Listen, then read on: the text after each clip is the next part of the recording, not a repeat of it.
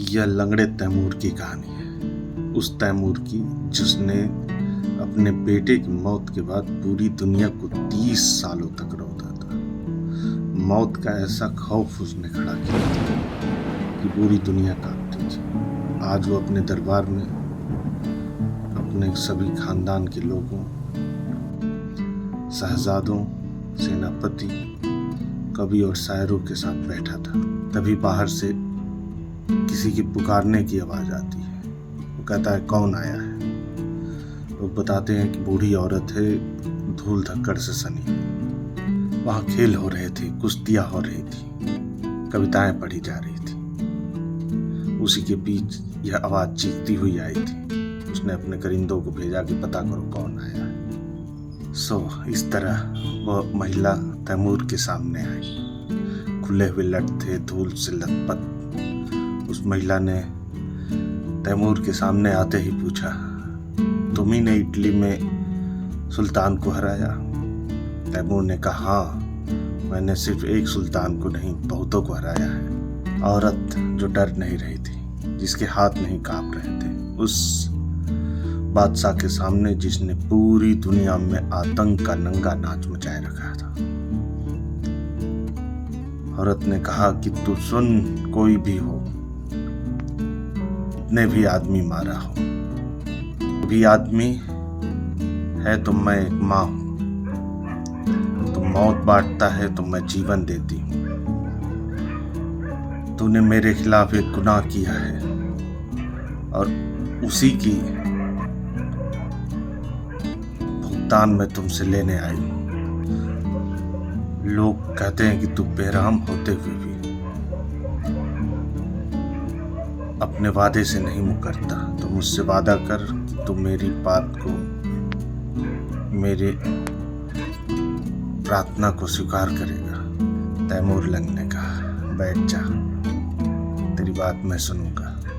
बुढ़िया बैठ गई और बताने लगी कि इटली में मैं मेरे अपने पति के साथ रहती थी। वहाँ पे समुद्री लुटेरे ने हमला किया और सबको मार डाला। मेरे बेटे को लेकर आ गए और यहाँ के सुल्तान को, जिसको तुमने हराया है, उसके यहाँ भेज दिया। अब उस सुल्तान की सारी मलकियत तुम्हारे पास है और मेरा बेटा भी तुम्हारे ही पास है।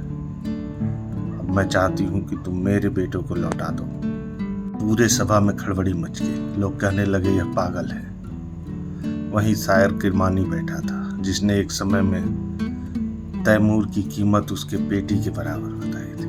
उसने कहा कि हाँ, एक पागल, और वो एक माँ ही हो सकती है जो अपने बच्चे के लिए किसी हद तक जा सकती है। शायर की ये बात तैमूर को पिघला गई। अब वह पलट के स्त्री से पूछा, चल ठीक है, तेरे बच्चे को ढूंढ दूंगा, लेकिन पहले अपनी सच्चाई तो तू बता कि तू इतने पहाड़ों, जंगलों, नदियों और सागरों को पार करके कैसे आई है। तब स्त्री ने बताया कि मैं समुद्र के किनारे मछुआरे परिवार में जन्मी। समुद्र में तैरने वाली इन नदियों को पार करने में कोई कठिनाई नहीं, और पहाड़ों को तो मुझे पता ही नहीं चला। वहीं पे शायर किरमानी तुरंत अपनी बात कह गया कि जो प्यार करते हैं उनके लिए पहाड़ घाटी में बदल जाता है। तैमूर कहा कि बहुत खूब औरत, मैं जान गया कि तुम कैसे जंगली जानवरों से बची हो, उन इंसानों से जो इन जानवरों से भी ज्यादा जंगली होते हैं। मुझे अनुभव हो रहा है कि तुम्हारा प्यार, तुम्हारी मजबूती रही। सभा में सनसनी थी, लेकिन तैमूर उस बुढ़िया औरत की बातों से प्रभावित हो गया था। अचानक कहने लगा कि सबसे बड़ा खुदा है, लेकिन खुदा की नज़र में कोई मुल्क और इंसान की कोई अहमियत नहीं। अगर इंसान की अहमियत होती तो जुए में जोता जाने वाला इंसान के पक्ष में ईश्वर खड़ा होता। यह जिंदगी लकड़ी में लगे खून की तरह है।